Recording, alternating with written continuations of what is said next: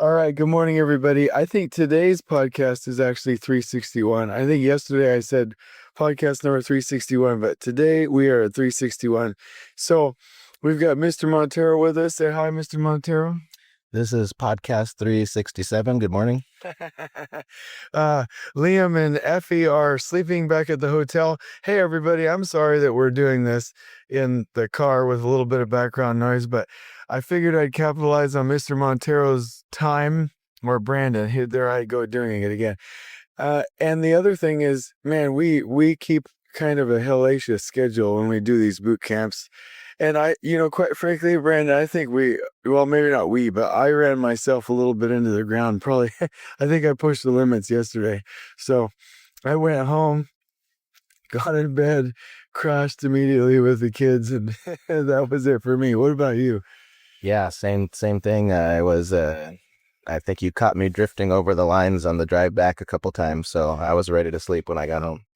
Well, we're all about it when we do these boot camps, and boy, I tell you what, this group that we had yesterday, oh man, everybody performed, and bought in, on target, leadership all in, CEO of the company, COO of the company, out there doing these processes with us. Couldn't be happier. The topic, so stay with us. This is the Elevate Construction Podcast, delivering remarkable content for workers, leaders, and companies in construction wanting to take their next step. Get ready to step out of your comfort zone with Jason Schroeder as he encourages you to do better, live a remarkable life, and expect more. Let's go. All right, welcome. Welcome, everybody. So I want to talk this morning about quality. And this has been on my mind lately. We can make more progress with flow and with making profit if we can just install things the right way the first time.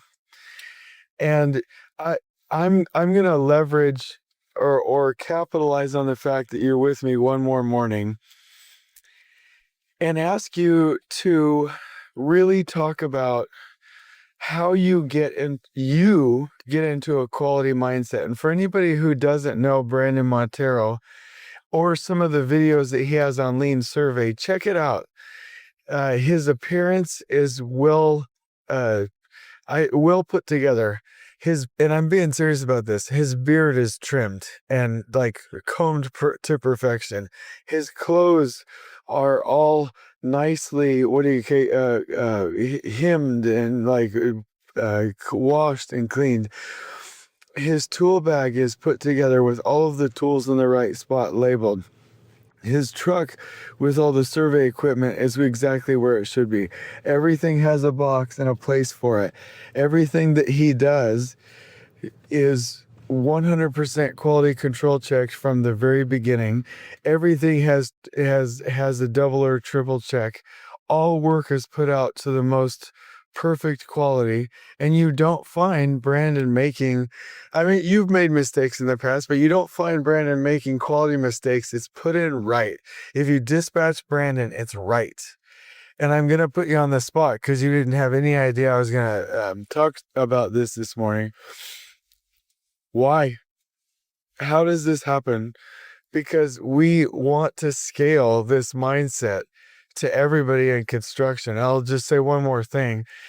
If our crews could follow a quality process and our project sites could follow a quality process where we distilled down owner expectations and knew what we were building, and then each crew followed those guidelines and signed them off and did these double checks before backfilling or closing in a wall or whatever, we would make more money than even if we went out and got more work. So I want to know why, Brandon. And so please talk about that for a minute. I'll tell you the why and then the how because they're very closely related. The why is because my name is on it, and I want to quantify that and say that's not like an arrogant thing to say. It's as if anytime I did some work, right next to it, there was a little note that said, if anything is wrong, please call Brandon Montero at blah, blah, blah. So it's not that oh, hey guys, I'm so great, so I can never do anything wrong. No, it's that if something is wrong, it's a direct reflection on me, on my work, on my knowledge, on my effort. And I view everything that I put in the ground in that way. And I know that not everyone might automatically take so much pride in the work that has their name on it. But then I would say, why not think of it then in terms of there's a note right next to your work that says, if anything is wrong with this, please call the owner of the company. Here's his name and here's his phone number. Just understand that everything that happens from a work standpoint or even in life is a direct reflection on someone. So to me, I take that very personally. It's a reflection on myself. And I want the things that I do to stand for something that is well done, well put together, and well checked. What that means for me is I have to do my quality control processes and checks every single time I do anything. And I'm saying the exact way that I would teach a complete beginner to check, double check, triple check, and do work using best practices so that they're unable to make a mistake. I have to do things that same way every single time. I'm not allowed to think that I'm too good or too smart or too experienced that I can skip those checks. I have to do it that way every time, because the reason that I preach those methods is that they're bulletproof. And so I and my reputation have to stay bulletproof and clean. And to do that, I need to go back to the very same best practices and quality control methods that I would teach an absolute beginner, because I know it's the way to make things absolutely right every time. Something came to my mind. For anybody that's like, why is Brandon always on the podcast? Why does Brandon do a lot of teaching with Elevate Construction? Let me say this first and foremost, because I don't think I've ever said it before. When we started doing training together, Brandon was not my friend.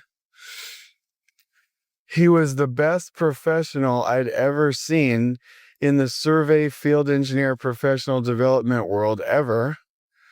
I've worked with hundreds of surveyors over my career, and none of them ever understood field engineering principles and how to tie to construction projects and to do quality work. Brandon was the first. And so I started working with him, and then he became my friend. And so I work with Brandon at Elevate and with boot camps and with supers and with field engineers and with survey and with professional development because he's the best. So when I say, hey, we're going to do a podcast with Mr. Montero with Brandon in the morning, that's not, oh, he was sitting next to me, what am I going to do?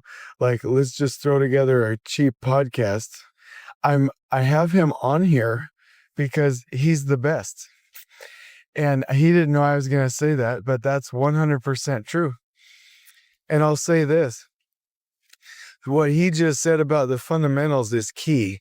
I remember helping a very large general contractor one time. Their field engineering was not going well. They were making mistakes all throughout the nation, and they were about to farm out most of the survey work to surveyors instead of continuing to train their builders in-house. And we found out what the root cause of the problem was. People thought they could install the work right the first time without double checks. And they were wrong. We immediately set out to brainwash people into the concept that they were human and that they could not, without double checks, install it right the first time. That it was a statistical impossibility. That everything they installed, they should assume it was wrong. And once they switch their paradigm from, oh, I'm good enough, I can get it done right the first time without double checks, to I'm a human and I'm definitely going to get this wrong, or there's a high statistical probability that this is wrong, that then led them to believe that they had to follow the fundamental steps of quality standard work and double checks, double, triple check. That company, their progress started, and their success and quality started to change immediately over the course of months. And we were able to bring that program back to the field engineers and keep that in-house and head down a trajectory, or head down a path where everything was done according to culture. We were still maintaining and building builders, and we also had good quality work. It was fantastic. And that brought my mind to the fact that we have to double check. One other quick thing, when we double check, we use a different person. We can use a different technology. We can use a different direction. We can use a different approach. And we need to use for survey specifically, like the typical survey field engineer commandments, like traverse your primary, 3-wire level, estimate to the nearest thousandth with your level loops, never burn a foot, always run forward and back, do direct and reverse angle checks. There are basics in surveying that will make sure not only doing those 4 different types of double checks, but there are basics, and there are basics in building construction. And I want to touch a little bit more on that in a minute. But what would you add to that, Brandon? I'm putting you on the spot, but to get a total quality mindset, what would you add to this conversation? Well, I guess one thing that I was thinking is, what do you stand for as a builder? Yes. Are you there to collect a check? That will reflect in your work. Are you there to work hard and do damn good work? Are you there to leave a beautiful product behind? That will show up in your work. Because I am setting myself up to be a trainer and a mentor. I teach surveying at ASU. I'm teaching these field engineers in boot camps. If I want to be an example, then I have to act like an example. I have to do exemplary work. So that's what I'm standing for when I teach someone else. So I have to be and reflect all of those things in the way that I work. And so I would just ask you, what do you intend to stand for in the building industry? What do you stand for in your trade? Is it quality? Can somebody look at you and say, this person represents that? This person represents hard work. This person represents a beautiful product constructed with pride. I love that. And the other thing is, if you can train yourself to represent quality, safety will come with it. A lot of other great things will come with it. Costs will come with it. Just one quick note on costs.